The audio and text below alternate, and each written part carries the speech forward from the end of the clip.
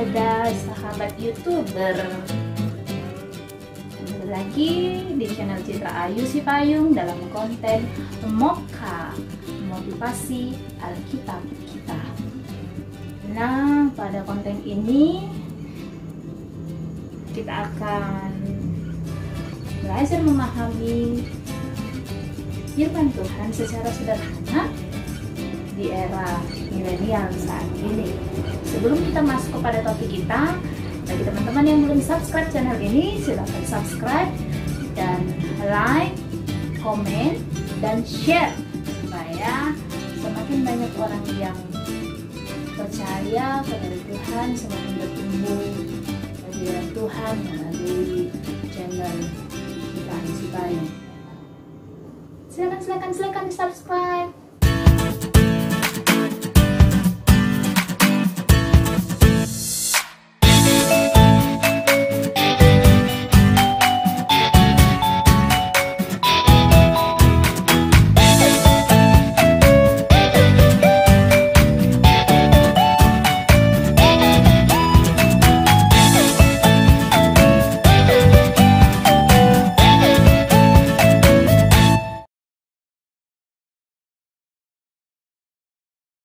Topik kita kali ini adalah jangan seorang pun merendahkanmu. Kita akan belajar dari nats firman Tuhan yang diambil dari Markus 4 ayat 30 sampai ayatnya yang ke-34. Markus 4 ayat 30 sampai ayatnya yang ke-34. Baik, saya akan membacakannya untuk kita. Perumpamaan tentang biji sesat. Dengan apa hendak kita membandingkan kerajaan Allah itu? Atau dengan perumpamaan manakah hendaknya kita menggambarkannya? Hal kerajaan itu seumpama biji sesawi yang ditaburkan di tanah. Memang biji itu yang paling kecil daripada segala jenis benih yang ada di bumi. Tetapi apabila ia ditaburkan, ia tumbuh dan menjadi lebih besar daripada segala sayuran yang lain, dan mengeluarkan cabang-cabang yang besar, sehingga burung-burung di udara dapat bersarang dalam naungannya. Dalam banyak perumpamaan yang semacam itu, ia memberitakan firman kepada mereka sesuai dengan pengertian mereka, dan tanpa perumpamaan ia tidak berkata-kata kepada mereka, tetapi kepada murid-muridnya ia menguraikan segala sesuatu secara tersendiri. Ya, kalau saya bertanya kepada kita semua, coba timbulkan dalam pikiran kita, siapa tokoh besar yang kita kagumi, figur yang kita kagumi di dunia ini? Pasti ada, tidak mungkin tidak ada. Setiap kita pasti memiliki figur itu. Tetapi tahukah kita semua, sahabat YouTuber, bahwa orang besar itu sering sekali membagikan motivasi untuk menginspirasi setiap orang. Mereka selalu berkata bahwa kehidupan mereka sebelum menjadi orang yang besar tidaklah mudah. Maka ada istilah yang mengatakan orang besar selalu lahir dari orang kecil. Kita boleh melihat bagaimana kisah dari Meriana misalnya, yang saat ini YouTube-nya sudah banyak memberi inspirasi bagi orang-orang, terkhusus kaum muda. Bagaimana juga channel Chandra Putra Negara, seorang pebisnis hebat, dan bagaimana pula dengan penemu Facebook misalnya, Mark Zuckerberg. Bagaimana pula dengan Thomas Alva Edison yang gurunya sendiri pun menyerah menghadapinya, tetapi dia bisa menemukan lampu. Penemu Facebook, ketika dia putus cinta, dia bisa menghadirkan aplikasi yang sangat bermanfaat bagi kita semua, yang sangat berguna, bahkan menjadi teman, dijadikan teman oleh orang-orang. Bahkan kaum muda pun menjadikan Facebook menjadi temannya. Contohnya, apa yang Anda pikirkan? Kita memberitahukan apa yang kita pikirkan. Aku marah kepada si ini, aku marah kepada si anu. Bahkan yang harusnya menjadi privacy pun disampaikan ke media sosial.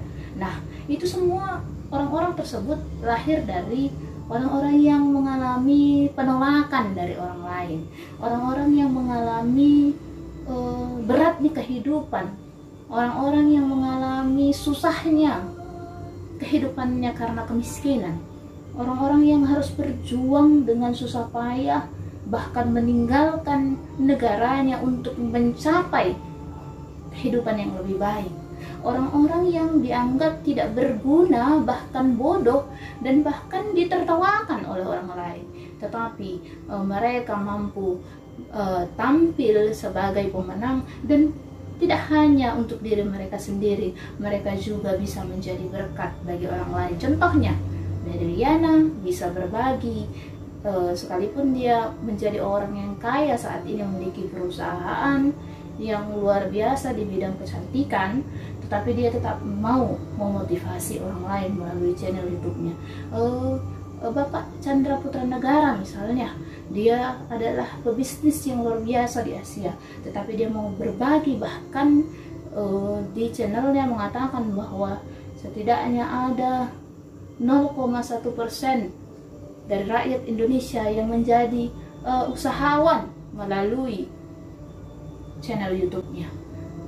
Lihat, Thomas Alva Edison, dia bisa menemukan bola lampu yang dapat berfungsi untuk menerangi dunia ini misalnya. Dalam artian kita tidak kesulitan lagi, kita dapat melihat di waktu malam hari tanpa harus menggunakan api misalnya. Kadang-kadang kita sebagai manusia yang merasa terabaikan, apalagi kaum muda ya, di saat seperti ini kadang-kadang mendengar, untuk apalah kerjaanmu hanya di gadget saja, kerjaanmu hanya bermain-main saja, bermain game saja, kau seperti orang yang tidak berguna, tidak ada kreativitasmu, dan lain sebagainya. Hal-hal negatif yang sering didengar oleh kita membuat kita menjadi rendah diri dan minder.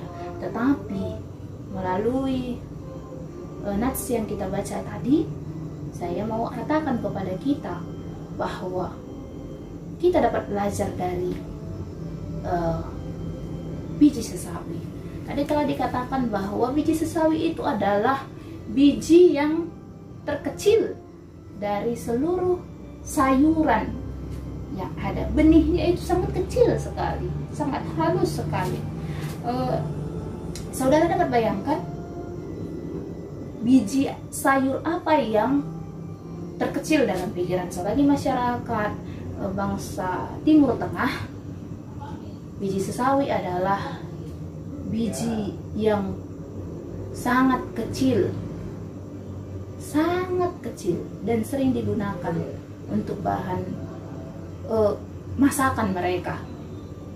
Tetapi kita dapat lihat bagaimana penggunaan kata biji sesawi di dalam Alkitab. Kita dapat melihat Yesus menggunakan perumpamaan biji sesawi untuk menggambarkan kerajaan Allah. Yesus menggambarkan iman yang dapat berkuasa memindahkan gunung, yang dapat kita lihat pada Injil Matius. Memindahkan gunung, ya, memindahkan gunung kalau kita memiliki iman hanya sebesar biji sesawi yang sangat tipis. Betapa luar biasanya, betapa luar biasanya gambaran yang Yesus berikan, menggambarkan kerajaan Allah menggambarkan iman kah?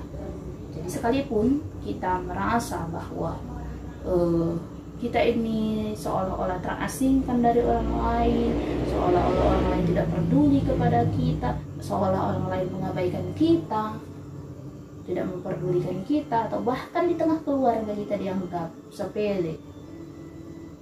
Satu hal yang ingin saya katakan,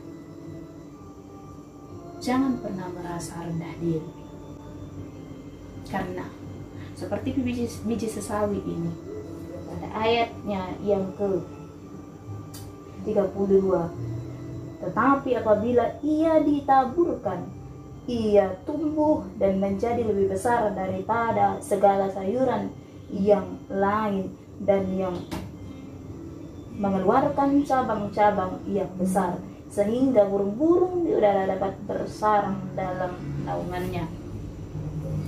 Hal tersebut menandakan bahwa sekalipun kecil, ternyata kita itu seperti, bahasa yang mengatakan kecil-kecil cabai rawit. Bukan berarti harus selalu pedas, merusak orang lain, bukan seperti itu. Tetapi sekalipun kita kecil, jangan pernah biarkan dirimu direndahkan oleh orang lain. Dalam artian, ketika kita sendiri merasa diri kita tidak berharga, bagaimana orang lain mau menghargai kita? Bagaimanakah kita bisa menjadi orang yang besar? Dan bagaimanakah sebenarnya orang yang besar itu? Apakah harus selalu diukur dengan harta kekayaan? Apakah dia harus selalu bisa tampil luar biasa di depan orang lain? Apakah itu harus dinilai dengan pacarnya yang cantik atau yang ganteng? Atau apakah status sosial juga menunjukkan bahwa kita itu sudah menjadi orang yang besar? Tentu tidak.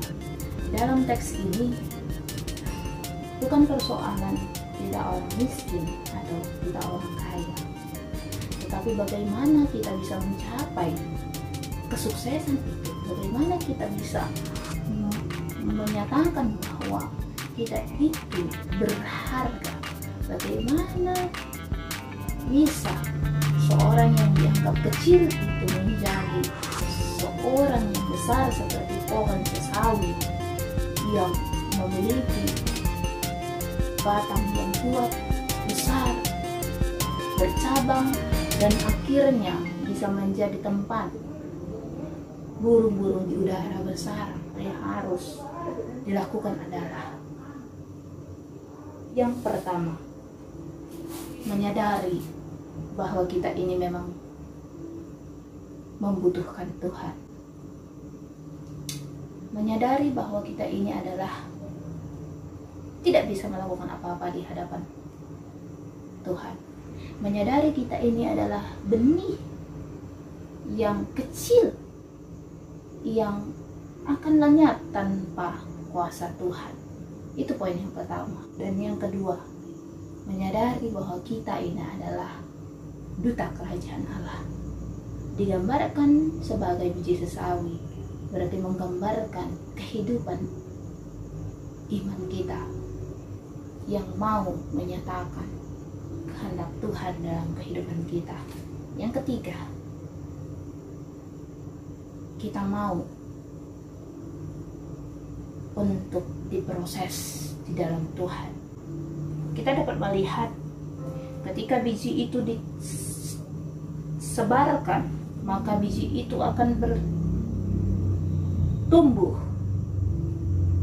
Pertama-tama sekali biji itu akan mengalami pembusukan untuk bertunas. Dalam setiap proses kehidupan kita, kita harus mau dibentuk oleh Tuhan. Pembentukan itu bukan hanya sekedar lahir, merangkak, berjalan, lalu sekolah, SD, SMP, SMA, tetapi pembentukan karakter melalui apa yang terjadi dalam kehidupan kita. Proses demi proses yang kita alami selama hidup. Mungkin kita mengalami pembulian dari orang lain. Mungkin kita mengalami kesulitan ekonomi selama kita bersekolah misalnya. Mungkin kita mengalami penolakan di tengah-tengah keluarga. Sadarilah, itu adalah proses membentuk kita menjadi pribadi yang lebih kuat untuk menghadapi segala sesuatunya dan untuk memperoleh berkatnya dari Tuhan. Mungkin kita mengalami sesuatu hal yang berat dalam hidup kita, berjuang sendiri tanpa orang tua misalnya, berjuang sendiri tanpa ada seorang pun yang mendukung dan menjauh dari kita.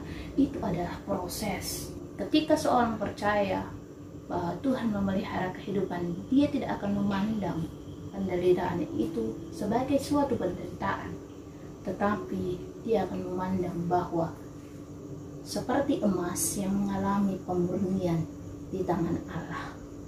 Emas itu akan dibakar, dileburkan agar menjadi emas yang murni dan menjadi emas yang berharga. Sekalipun emas itu dicampakkan di antara semak belukar, di antara tumpukan sampah, di antara apapun, dia tetaplah emas.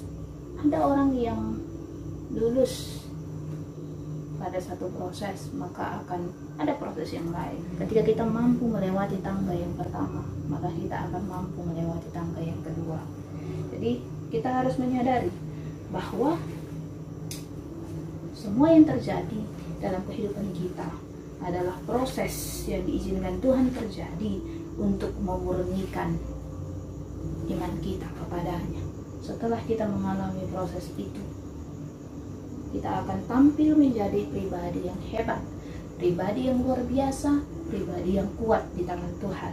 Karena tidak kekuatan yang ada di dunia ini yang kita andalkan, tetapi kekuatan Tuhan semesta alam, pemilik kehidupan kita.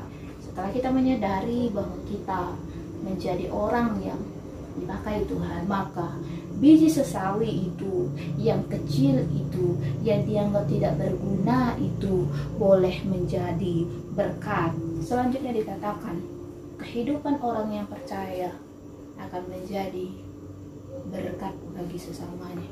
Nah, seperti tokoh-tokoh yang saya utarakan tadi, mereka tidak hanya menerima berkat, tetapi juga membagikannya bagi orang lain. Nah, seperti itulah kehidupan orang percaya. Sekalipun saat ini kehidupan belum menjadi orang yang bisa dikatakan diperhitungkan orang lain, sekalipun kita belum merasa dihargai oleh orang lain, tetapi ketika kita telah memiliki tiga hal ini, kita dapat buka dalam Roma 14 ayat 17.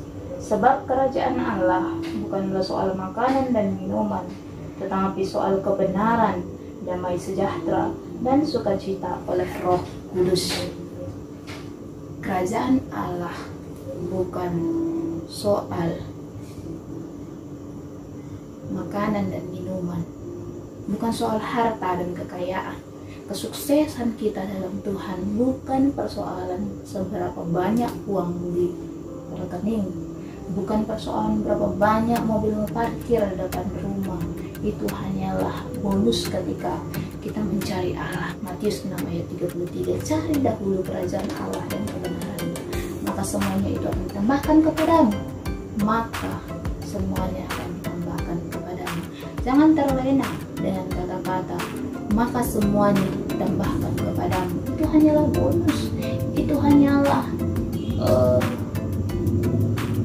kalau ibarat dikatakan itu hanyalah hadiah. Kadang-kadang kalau kita beli deterjen ada bonus piring, hadiah piring cantik katanya. Kita membeli deterjen itu bukan karena deterjennya yang kita butuhkan, tetapi karena piringnya. Kadang kita terlalu fokus dengan hal-hal seperti itu. Tapi bagaimana kita menemukan kehendak Allah dan melakukannya dalam kehidupan kita? Tentu dalam diri kita akan ada kebenaran. Kita akan berlaku jujur kita hadir membawa sukacita bagi orang lain. Itulah dari pohon sesawi yang awalnya adalah biji sesawi.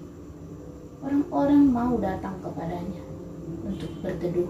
Orang-orang mau datang kepadanya untuk berbagi suka duka.